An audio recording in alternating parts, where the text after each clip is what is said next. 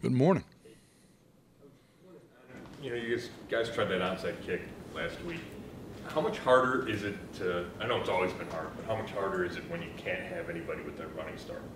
Well, I think it probably makes it a lot more difficult from a standpoint of the kickoff team of knowing exactly when to take off, more so than just the distance itself.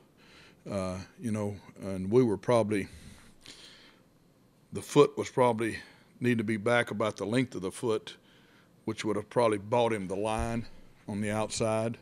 So I didn't really see it as an indicator. We use an indicator for various kicks that Greg does to know when to take off. You have to change them based on how his approach is going to be. And luckily for us, Greg does everything from short approach or normal approach, so we've got two options there on how to do things. But I think it makes it difficult from that standpoint more so than, probably when it was further back. Percentages are still low probably on the kicks equally from old days and now.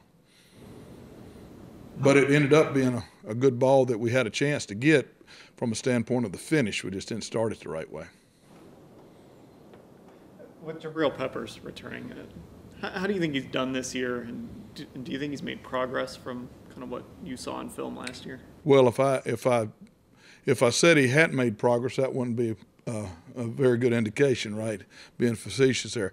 And if I said he had, it'd be negative towards last year. But I think just grading him from this year and from the mistakes that we thought he personally had shown on his tape last year, I think is night and day.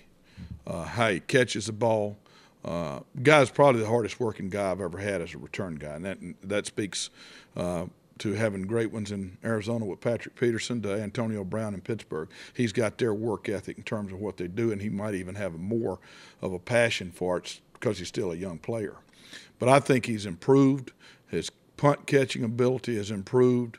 His kickoff catching knowledge of how to line up, where we want him to go, how to catch the football going forward. Because we really tried to come in and break him back down to, one, what we saw of him coming out of college, two, what he showed last year on tape, and try to reemphasize the vertical aspect of his game as a power runner, more so than a lateral runner. Getting downhill on people is his strong suit. Evident last week in the first opening play of the game, where he, that was a strong run that was about that far from finishing of being a big play. How has he recovered from, he had that return in Tampa with the fumble. It was a good return. We've never, excuse me for cutting you off, we've never brought it up since that game. And we don't worry about that. That was a bang play. The ball security issue there was not so much of how he toted the ball. Remember, he jumped over the guy. So that's going to leave you more vulnerable for mistakes. But shoot, we didn't look back from that, haven't even brought it up, and we don't even talk about it in terms of his ball security now, because it's never been a factor. And I don't think he has either, to be honest with you, because, again, he's a hard judge on himself, more so than anybody else, as we know. But the biggest thing with him is the guy is relentless.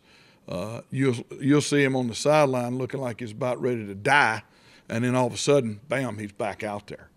So he is a really great competitor. It came out this week that the NFL is taking a look at maybe making some tweaks to the punt plays to maybe make them safer, or there's something for competitive purposes. Do you know what that might look like? What do you think of that? I haven't really. Now, it didn't shock me because there's been a little bit of smoke and mirrors with it before.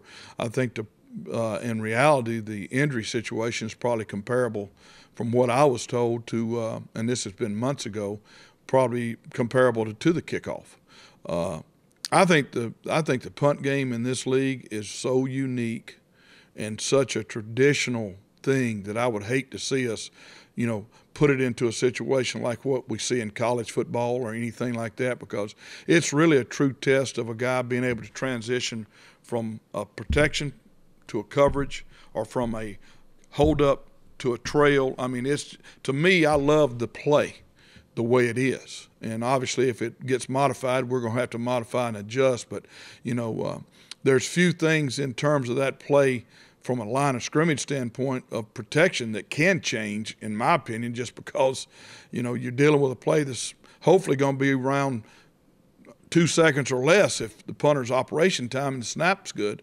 So, it's a play that's going to be, it'll be unique to see, or different to see how they try to look back and change it, because short of what you see in college, I don't know what you can do to the play to make it safer.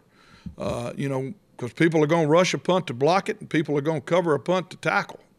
And the stuff in between is getting penalties, rampant penalties called all over the hold-up part of it has gotten changed, where people are not over the back and pulling guys downward from a hold-up standpoint, and the punt protection people, are able to defend themselves more so nowadays with the pull and shoots and stuff.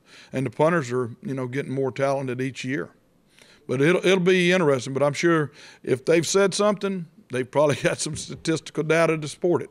When you say what they're doing in college, what do you mean by that? Well, the snapper doesn't protect, okay?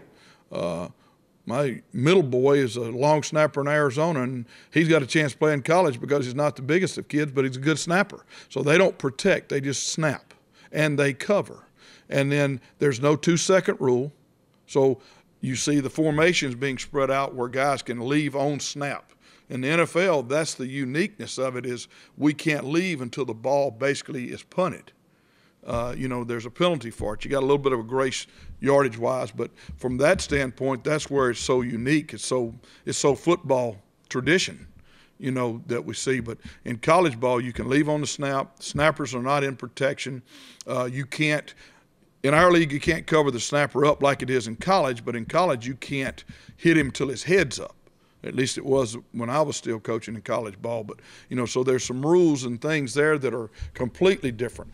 The gunners play at the goal line, which I think in the NFL, y'all know how much I like sky punting, downing balls inside the 10, but those rules are different. So when you get a guy out of college, you've got to really acclimate him, if he's a perimeter player, to the NFL rules. Some of them have changed from a college game going more like the NFL.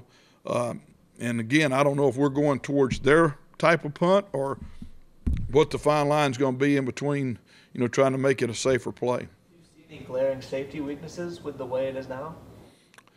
I don't have the data to support the collisions, but I don't see anything. I mean, we've watched how many games have we played now, across the league, and we watch every game on opponents.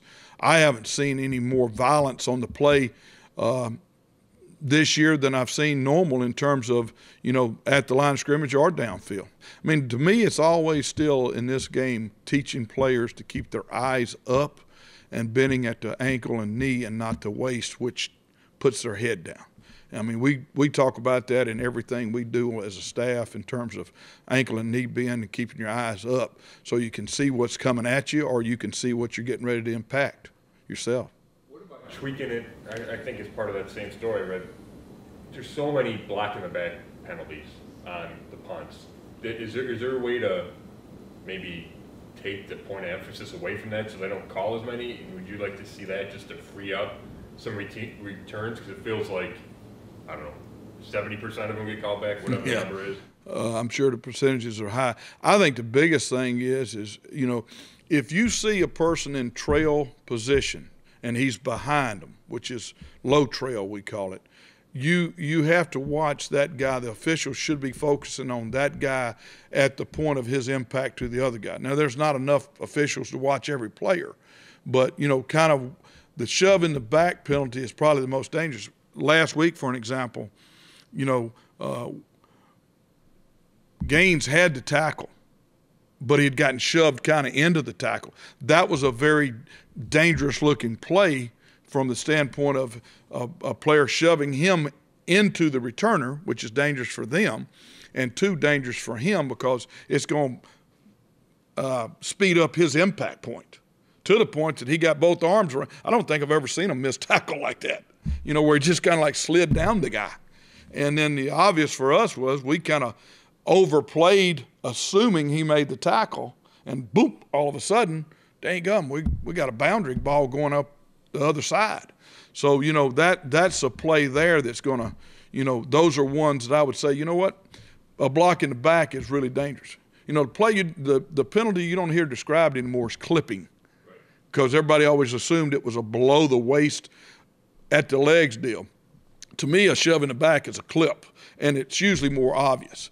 And, I think probably sometimes the officials that are responsible for the point of catch and then the guys that are trailing probably could see a little bit more of an emphasis in terms of how they critique that and how they see that. But the line of scrimmage has been cleaned up a lot in my 12 years in this league. And then, the point of catch, you're still going to have guys making quick, fast, reactionary decisions, and sometimes it's going to result like what it did last week for us.